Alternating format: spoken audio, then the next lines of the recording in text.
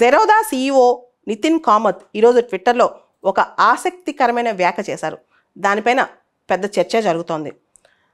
Richest Americans Indian ఎకానమీని చూసి, ఎకానమీలో ఉన్న భూమిని చూసి ఇండియాలో పెట్టుబడి పెట్టాలని ఆసక్తి చూపిస్తుంటే, యంగ్ ఇండియన్స్ మాత్రం ఉన్నత విద్యకు అమెరికా వెళ్ళాలని కోరుకుంటున్నారు. ఎందుకు ఈ వైచిత్రి, ఎందుకు ఈ డైకోటమీ అని చెప్పి ఆయన ప్రశ్నించారు. రీసెంట్గా అమెరికా ప్రభుత్వ bureau of education and cultural అఫైర్స్తో కలిసి ఒక సంస్థ, ఓపెన్ డోర్స్ అనే సంస్థ ఒక రిపోర్ట్ రిలీజ్ చేసింది. గతంలో ఎన్నడూ లేని విధంగా రికార్డు స్థాయిలో ఇండియన్ స్టూడెంట్స్ హైయర్ ఎడ్యుకేషన్ కోసం అమెరికాకి వెళ్తున్నారంట. ఈ సంవత్సరం మనం చైనా విద్యార్థుల కంటే ఇండియన్ స్టూడెంట్స్ ఎక్కువ మంది వెళ్ళారంట. 2022, 2023లో చూస్తే కనుక గత 15 సంవత్సరాల్లో ఇదే టాప్ అంట. చైనాను కూడా మనం సర్పాస్ చేసాం.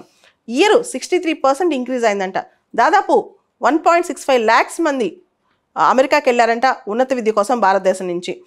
మనకు తెలుసు ప్రపంచవ్యాప్తంగా ఇండియన్ డయాస్పొరా దాదాపు 2 కోట్లకు పైనే. అయితే అమెరికాకు మాత్రం మనకు భారతీయులకి అమెరికా పైన ఉన్న ఆసక్తి మాత్రం రోజు రోజుకి పెరుగుతుంది. అమెరికాలో ఎడ్యుకేషన్ కానీ, అమెరికాలో ఎంప్లాయ్మెంట్ కానీ, లైఫ్ స్టైల్ మారొచ్చు, స్టాండ్ ఆఫ్ లివింగ్ మారుతుంది. దాంతోపాటు డెవలప్డ్ కంట్రీ అని చెప్పి వెళ్తూ ఉంటారు. కానీ ఇండియన్ ఎకానమీ కూడా ఒక పక్క బూమ్ అవుతుంది. చాలామంది వచ్చి ఇండియాలో పెట్టుబడులు పెడుతున్నారు. వాళ్ళ ఎనర్జీస్, వాళ్ళ సంపద, వాళ్ళ యొక్క ఇన్వెస్ట్మెంట్స్, వాళ్ళ యొక్క తెలివితేటలు ఇండియాలో పెడితే బాగుంటుందని కొంతమంది అభిప్రాయపడుతుంటే, కాదు యంగ్ ఇండియన్స్ అమెరికాలో పనిచేస్తే వాళ్ళకి ఎక్కువ గుర్తింపు వస్తుందని చెప్పి కొంతమంది అభిప్రాయపడుతున్నారు.